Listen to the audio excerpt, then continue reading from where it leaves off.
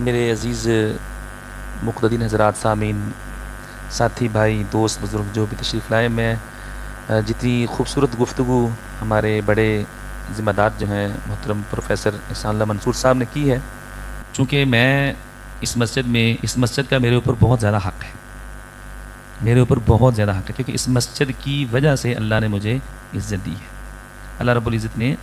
اس مسجد کے مسلح پہ مجھے کھڑا کیا، یہ میرا کوئی کمال نہیں ہے، میں تو انسان بہت کمزور سا آدمی ہوں، اور اس کی یہ نعمت ہے کہ وہ جس کو چن لے اپنے دین کی سرفرازی کے لیے، اس کی قیادت کے لیے، اس کے کام کے لیے۔ اسی چیز کو، بات کو مد نظر رکھتے ہوئے میں جو بات عرض کرنا چاہتا ہوں کہ یہاں پر اگر میرے کلمات کہنے سے اگر اس کی توسیع میں، اور اس کے اب جو کہ دیکھ رہے ہیں آپ، میں پیچھے دیکھ کے آیا ہوں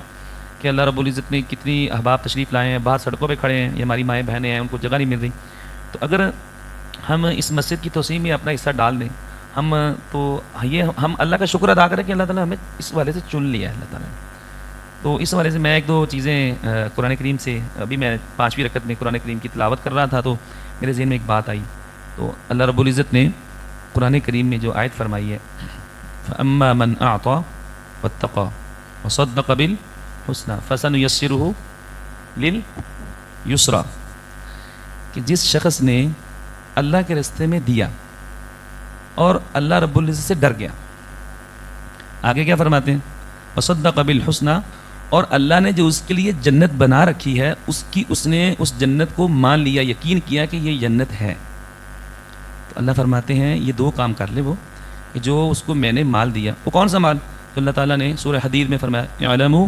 انما الحیات الدنیا لعب ولہو وزینت وتفاخر بینکم وتکاثر فی الاموال والاولاد، دنیا کی زندگی کھیل تماشا ہے، اور مالوں کا ایک دوسرے کے اوپر، کثرت سے مال کی وجہ سے ایک دوسرے کے اوپر فخر کرنا ہے، یہ قرآن کہہ رہا ہے، میں نہیں کہہ رہا۔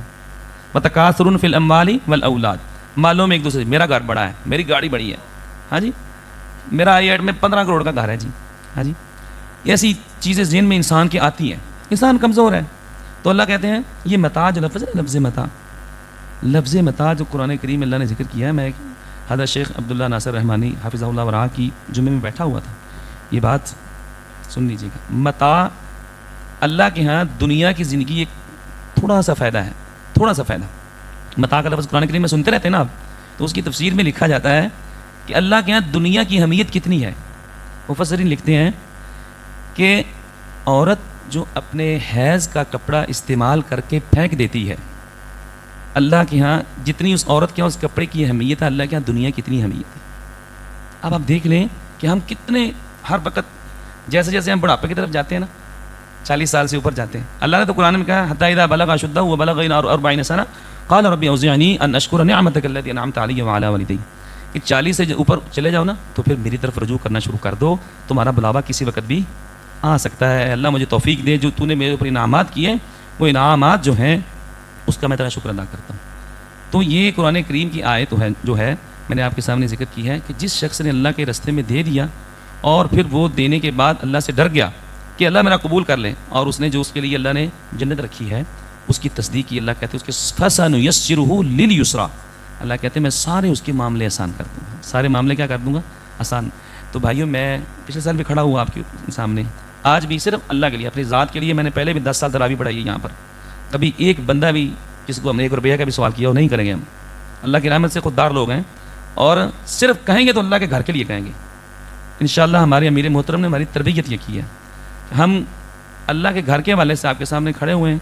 آپ ضرور اس حوالے سے جو ہماری ٹیم، ہمارے ذمہ داران نے آپ کے سامنے بات رکھی ہے، اس کو دل میں جگہ دیں اور ہمارے ساتھ کھڑے ہوں۔ اگر آج آپ کے دیے ہوئے سے